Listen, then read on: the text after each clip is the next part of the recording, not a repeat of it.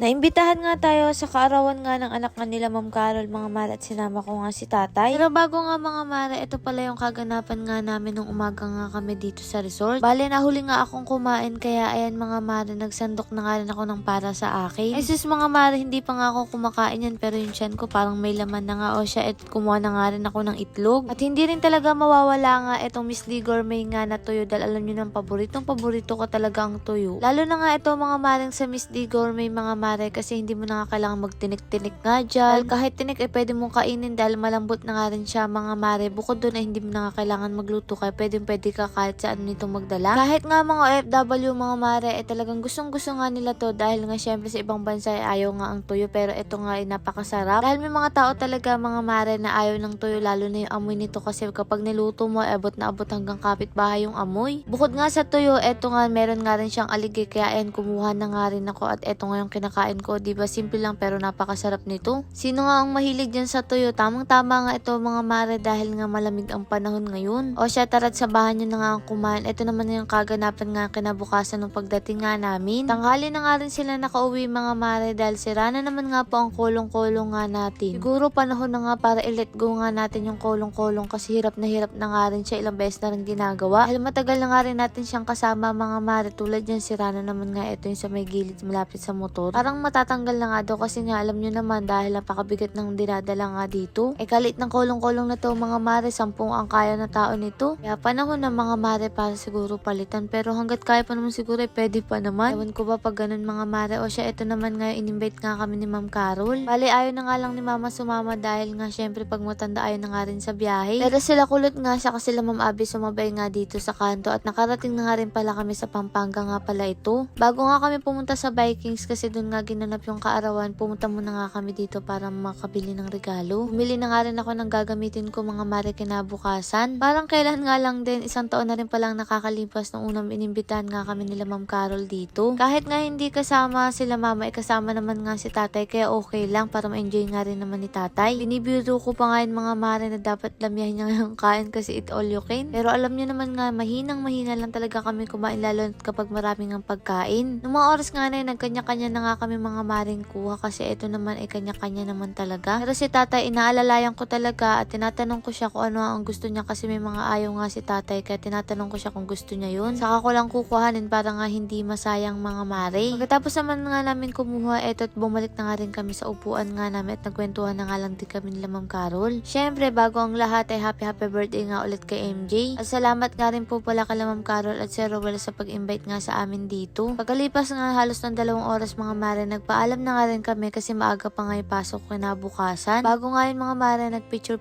muna nga kami for remembrance at eto nga si Rubin Bin Vlog. Matagal na nga rin talaga na hindi nga kami nagkita, halos ilang buwan na rin. Pagkatapos nun mga mare, ayan may pina-shoutout nga lang sa akin. Alam nyo ba, nakakatawa sa akin kapag may pinapa-shoutout, hirap na hirap ako sa pangalan. Napaka makakalimutin ko sa lalo na't kinakabahan nga ako at si ate nga nagpa-picture din. Maraming salamat po. Nung nandun nga kami sa loob, akala na maaga pero gabi na pala. Lord, maraming salamat sa lahat ng blessing. Syempre sa inyo mga mare, paano ba yun? Bukas na lang ulit.